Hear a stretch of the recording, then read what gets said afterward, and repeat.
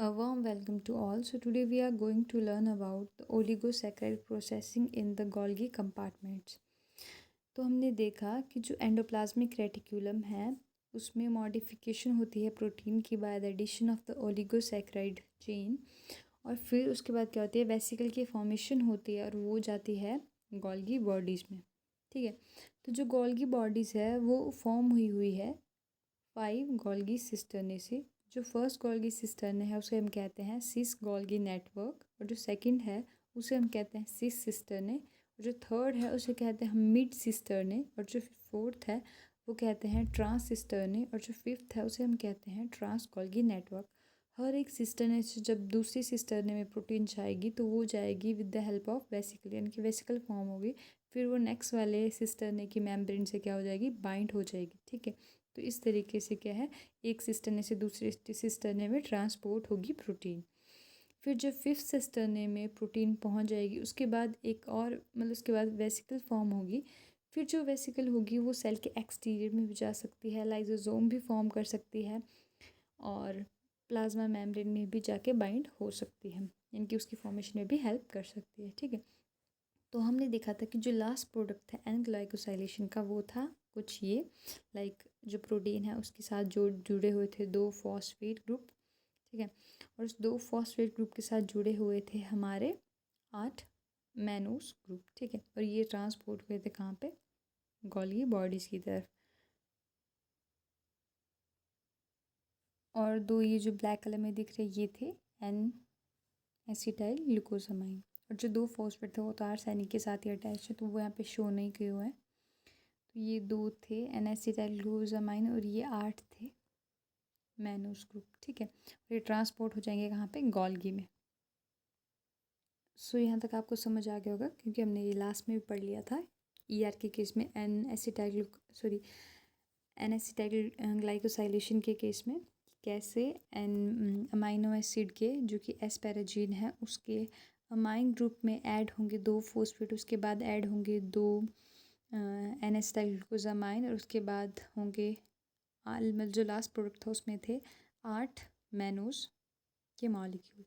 फिर जो वो प्रोटीन की प्रॉपरली फोल्ड जाएगी तो एज अ वेसिकल क्या गोल्गी की तरफ ट्रांसपोर्ट हो जाएंगे।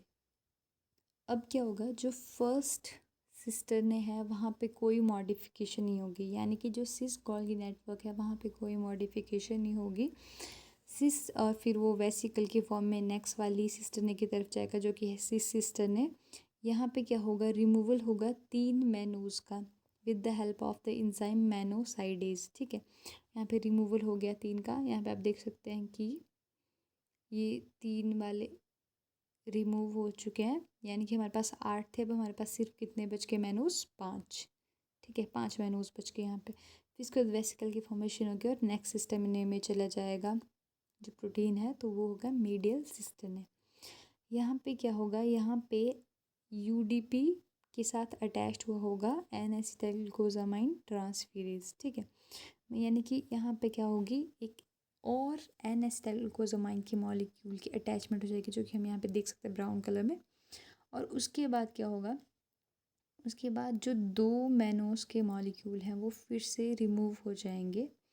ठीक है, with the help of mannosidase enzyme. तो यहाँ पे 2 फिर से रिमूव हो गए, यानी कि अब पर्टिकुलरली यहाँ पे बचे 3, ये पहले 5 बचे थे, अब यहाँ पे बच के 3। यहाँ पे 3 हमारे पास क्या क्या है, ऊपर है हमारे पास 2 एन एसिटाइल ग्लूकोसामाइन के मॉलिक्यूल, नीचे हमारे पास 3 मैनोस के मॉलिक्यूल, और अभी फिर से एक और है एन एसिटाइल ग्लूकोसामाइन का मॉलिक्यूल। ठीक है, और यहाँ पे यहीं पे ही फिर से मीडियल सिस्टर्ने में ही फिर से क्या होगा, 2 और एन एसिटाइल ग्लूकोसामाइन आएंगे यूडीपी के साथ अटैच होके, और वो एनर्जी को यूज़ करेंगे और अटैच हो जाएंगे यहाँ पे फिर से। तो यहाँ पे हमारे पास होगे कितने, 3 हो गए नीचे एन एसिटाइल ग्लूकोसामाइन के मॉलिक्यूल और 2 हो गए ऊपर एन एसिटाइल ग्लूकोसामाइन के मॉलिक्यूल। ठीक है, फिर वो वेसिकल फॉर्म करेंगे।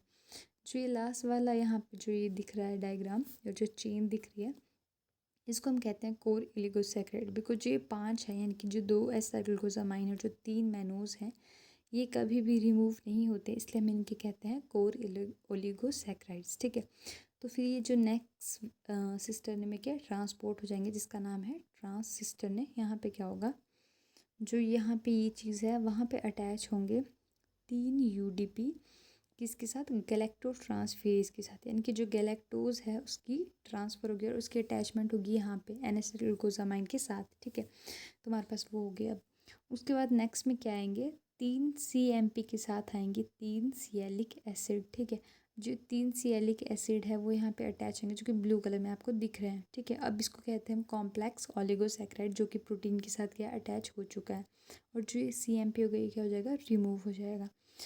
फिर जब ये होगा ट्रांसपोर्ट नेक्स्ट सिस्टर्न में, जिसको हम कहते हैं ट्रांस गोल्गी नेटवर्क। ठीक है, अब जो ट्रांस गोल्गी नेटवर्क है यहाँ पे ओनली एक स्टेप होगा, जो कि होगा सल्फेशन, यानी कि एडिशन होगा किसका, सल्फर का प्रोटीन में। ठीक है, तो हम इसको कहते हैं sulphation of protein in tyrosine amino acid, और समटाइम्स इन ओलिगोसैकेराइड में भी होता है। ठीक है, तो जब लास्ट स्टेप सल्फेशन हो जाएगा, यानी कि जो ये सल्फेशन है ये प्रोटीन के टायरोसिन अमाइनो एसिड में भी हो सकता है और कार्बोहाइड्रेट में भी हो सकता है, जो कि ये है ओलिगोसैकेराइड। ठीक है, अब जब ये सब कुछ हो जाएगा तो उसके बाद जो ये वेसिकल फॉर्म होगी ट्रांस गोल्गी नेटवर्क से, तो ये लाइजोसोम भी फॉर्म कर सकती है, सेल मेम्ब्रेन भी फॉर्म कर सकती है, और सेल के आउटसाइड भी जा सकती है अगर किसी सेल को रिक्वायर्ड है तो। लाइक बाहर किसी सेल को प्रोटीन की ज़रूरत हो या फिर कोई और नीड हो तो ये वहाँ जाके हेल्प कर सकती है। अब हम गोल्गी बॉडीज़ में पढ़ रहे हैं प्रोसेसिंग, तो हमें पता होना चाहिए कि जो ओ लिंक्ड ग्लाइकोसाइलेशन है वो भी कहाँ पे होती है, गोल्गी बॉडीज़ में। जो एन लिंक्ड ग्लाइकोसाइलेशन है वो हमने पढ़ी कहाँ पे, ER में, यानी कि एंडोप्लाज्मिक रेटिकुलम में। लेकिन जो ओ लिंक्ड ग्लाइकोसाइलेशन है वो हम पढ़ेंगे कहाँ पे, गोल्गी अपैरेटस में। तो ग्लाइकोसाइलेशन से हमें क्लियर होता है कि ग्लाइकोसाइलेशन मीन्स एडिशन ऑफ किसका, कार्बोहाइड्रेट का, कहाँ पे, प्रोटीन में। तो ये जो एडिशन होगा कार्बोहाइड्रेट का, इसे ओ लिंक्ड इसलिए कहते हैं क्योंकि OH ग्रुप में होती है ये अटैच। कौन, ये जो कार्बोहाइड्रेट है वो OH ग्रुप में अटैच होती है किसके, सेराइन और थ्रियोनाइन के, जो कि अमाइनो एसिड्स हैं। ठीक है, तो ये जो सेराइन और थ्रियोनाइन है इन दोनों की OH ग्रुप पे किसी के भी OH के ग्रुप के साथ कार्बोहाइड्रेट क्या अटैच हो जाती है।